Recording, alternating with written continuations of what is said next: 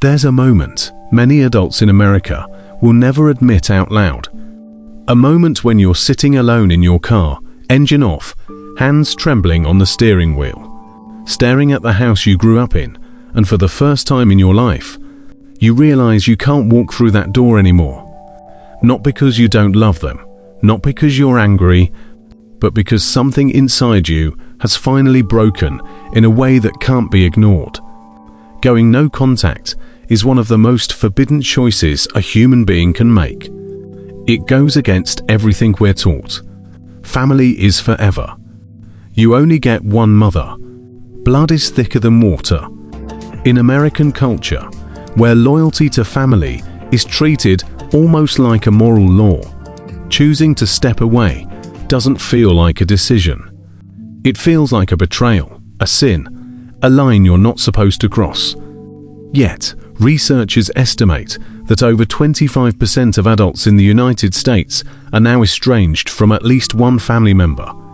Millions of people have looked at the people who raised them and whispered, "I can't survive inside this relationship anymore."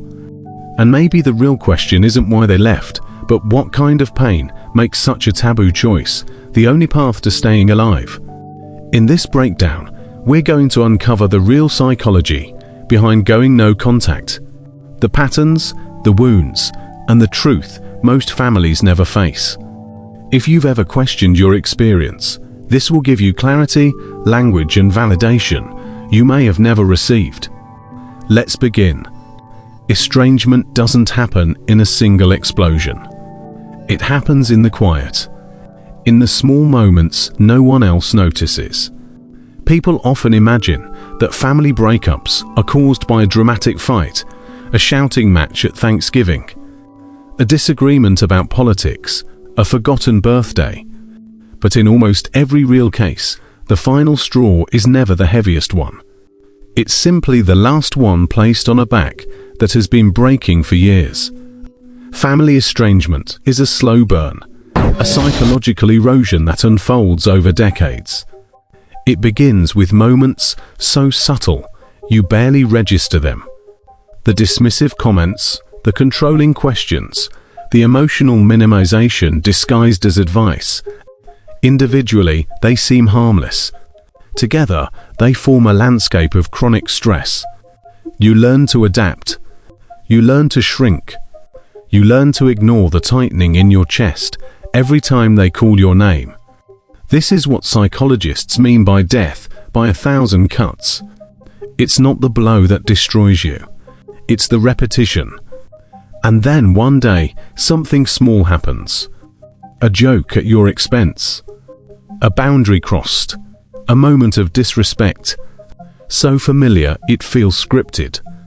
But this time, something inside you whispers, "I can't do this anymore." Not because the moment was different, but because you are.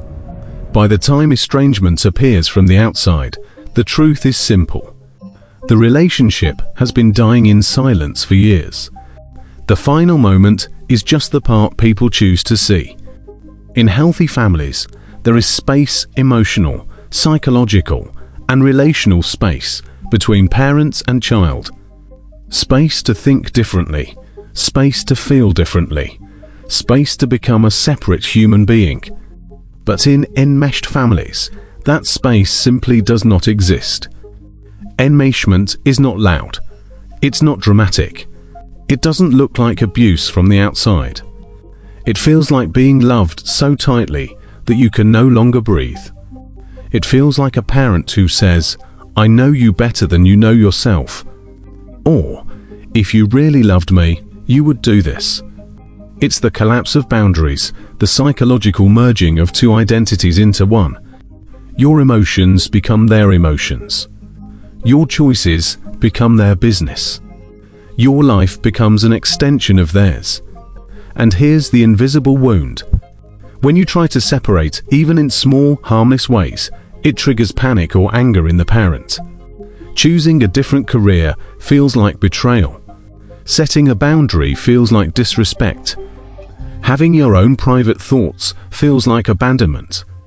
Family systems theorists call this a failure of differentiation, the ability to be connected without being consumed. In enmeshed households, connection comes at the cost of autonomy. Over time, the child learns a devastating truth. I can either stay in this relationship or I can be myself, but I cannot be both. And that realization is often the first quiet step toward estrangement, long before the words "no contact" ever appear. Before anyone goes no contact, there is almost always a long, invisible trail of attempts to fix the relationship. Quiet conversations, carefully written texts, late-night apologies that weren't yours to give. Most adult children don't walk away without trying. They walk away because trying never changes anything. Psychologists call this the reconciliation cycle. Hope, conversation, temporary softness, regression, hurt again. It usually happens many times, sometimes over decades. You tell them calmly how their comments affect you. For a moment, they seem to understand. They may apologize or at least act gentler. And then, almost predictably, everything snaps back. The same criticism resurfaces. The same boundary is crossed. The same emotional wounds reopen as if the conversation never happened. Therapy with the parent rarely helps either. Not because therapy is ineffective, but because emotionally immature parents often treat it like a performance. They behave perfectly in the room, then rewrite the session afterward. The therapist agreed with me. You were exaggerating. Eventually, the child reaches a painful clarity. There is no version of the conversation that makes them hear you. No tone soft enough, no script careful enough, no amount of love strong enough to make them change. And when reconciliation fails again and again, distance begins to look less like abandonment and more like survival. If leaving a toxic parent were simply a matter of logic, most estrangements would happen in childhood. But they don't. They often happen in someone's 30s, 40s, even 50s. Because the bond between a child and an unhealthy parent is not rational. It's biological. It's survival. Trauma bonding forms when love and fear come from the same person. When comfort and pain arrive in the same voice. When the parent who hurt you is also the parent you must cling to in order to feel safe. This creates a powerful neurological loop. Moments of kindness trigger dopamine. Moments of fear trigger cortisol. And your nervous system becomes addicted to the cycle. Not because it feels good, but because it feels familiar. To survive inside this emotional storm, many children develop what psychologists call a false self, a version of themselves designed to keep the peace. The quiet child, the agreeable one, the fixer, the caretaker, the therapist of the house.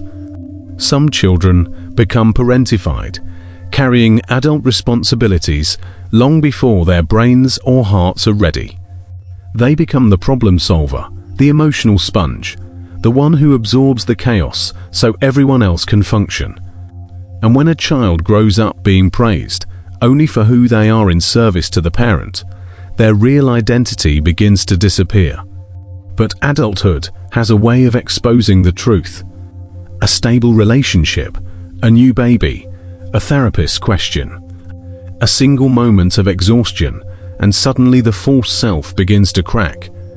You catch yourself wondering, who am I when I'm not trying to keep them calm? Why do I feel so unsafe around the people who say they love me? Leaving takes decades, not because the pain isn't clear, but because the attachment runs deeper than the wound. And breaking that bond feels like tearing out a part of your own history, your own identity, your own childhood. Yet for many, it's the only way to finally breathe. For most people, setting a boundary is simple. You say, "Please don't speak to me that way," and the other person adjusts. But in toxic or emotionally immature families, a boundary isn't heard as a request. It's heard as an attack. This is where narcissistic injury comes in the deep. Sudden wound a parent feels when their child implies they are anything less than perfect. A healthy parent can reflect. A wounded parent cannot. They don't hear what you said. They hear what their ego interprets. You're a bad mother. You failed as a father. You're the problem. And because that interpretation feels unbearable, they respond with a predictable defensive pattern known as DAVO. Deny I never did that. Attack you're too sensitive. You twist everything. Reverse victim and offender. After all I've done for you, this is how you treat me. At that moment, communication becomes impossible.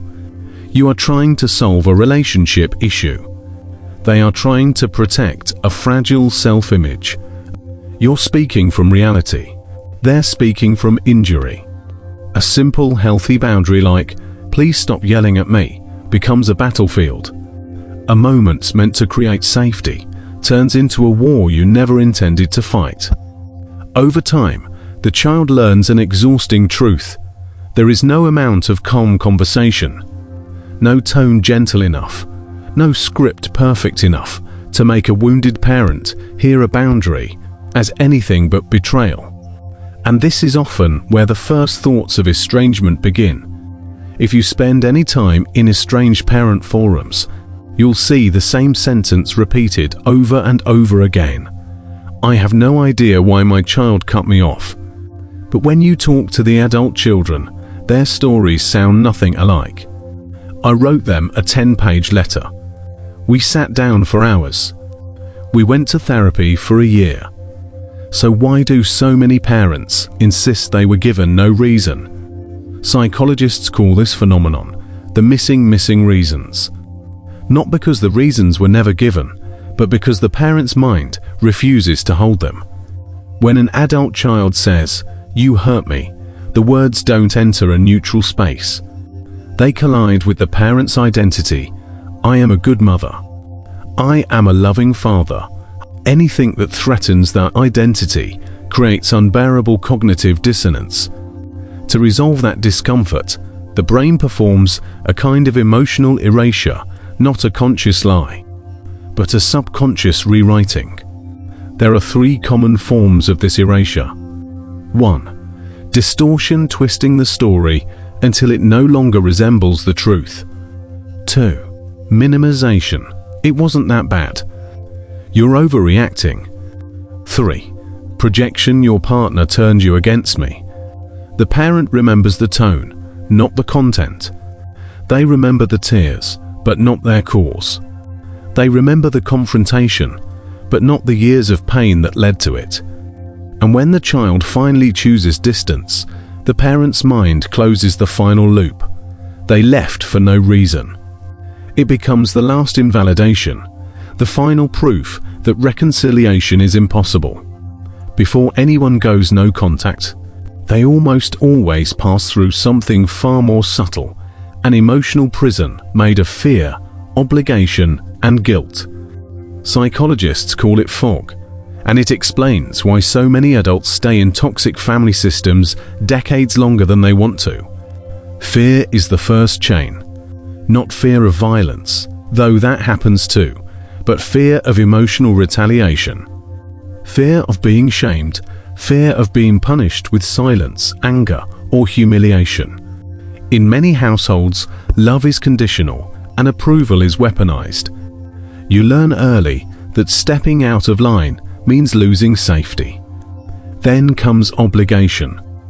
The belief that you owe your parents your loyalty simply because they raised you. In American culture, this obligation is treated almost like a moral debt. After everything I sacrificed for you, it doesn't matter how unhealthy the dynamic is. You are expected to stay, to serve, to comply. But the heaviest chain is guilt. Because guilt doesn't just control your actions. It controls your identity. It whispers, "You're selfish. You're ungrateful." Good children don't walk away. And when a parent uses guilt as a tool, the child stops trusting their own emotional reality. FOG keeps people trapped long after the relationship has become harmful. It convinces you that leaving makes you a monster and staying makes you good. But the truth is simpler and harder. Fog is not love. It's control made invisible. And recognizing it is often the moment the prison door begins to crack open. When someone goes no contact, outsiders imagine freedom, a clean break, a dramatic escape, a fresh start. But the truth is far quieter and far heavier. The aftermath often begins with a grief that has no name. Not the grief of death. There is no funeral, no rituals, no casseroles dropped at your door. This is ambiguous loss, a kind of mourning where the person is still alive, yet the relationship is not. You grieve two losses at once, the parent you had and the parent you needed but never received. This grief is complicated because it carries guilt, relief, sadness, and clarity all at the same time. One moment you feel liberated, the next you feel like the worst child in the world. Healing begins with accepting that both can coexist. But something else happens. Something most people don't expect. Your body begins to change. For many survivors of toxic family systems, the nervous system has lived in subtle fight or flight for years. And when the source of stress is removed, the body reacts before the mind does. Your shoulders drop, your breath deepens. You sleep more deeply than you have in a decade. Your stomach aches disappear. Your chest loosens. This is somatic relief, the nervous system finally exhaling after a lifetime of bracing. And in that space, something new begins, reparenting the self. Reparenting isn't about blaming your parents. It's about learning to give yourself what was missing. Validation without conditions. Boundaries without punishment. Love without fear. It looks like saying, I'm allowed to feel this. Practicing self-kindness in moments of self-criticism. Choosing rest without guilt. Surrounding yourself with people who don't require you to disappear to be loved. Eventually, you start to rebuild an identity not shaped by fear or obligation, but by choice. You discover your preferences, your voice, your emotional palette, pieces of yourself that were buried under survival mode. The paradox is this: estrangement breaks your heart before it sets you free. But the freedom, once it arrives, is real. It becomes the soil where a new, healthier version of you can finally grow. The truth about estrangement is this: you don't walk away to punish anyone. You walk away because your spirit can't survive inside a relationship that refuses to change. No contact isn't the absence of love. It's the refusal to keep sacrificing yourself in the name of it. It's choosing truth over denial, peace over chaos, a future over a wound. And yet, many who take this step carry a haunting fear. Does this make me the villain? But choosing yourself is not cruelty. Setting boundaries is not betrayal. Healing is not ingratitude. Sometimes the bravest thing a person can do is stop abandoning themselves for the sake of preserving a story that was never true. So if you're on this journey, or quietly considering it, remember this: you are not alone. You are not heartless. You are someone who finally decided that your life deserves safety, dignity, and something softer than survival. There is a beautiful life on the other side of guilt. A life where you are allowed to exist without fear. If this breakdown helped you feel seen, I hope you'll stay. Subscribe for more deep psychology explorations, healing conversations, and the truths we aren't taught to talk about. And if you feel safe, share your story in the comments. Someone out there might need your voice to feel a little less alone. Thank you for listening.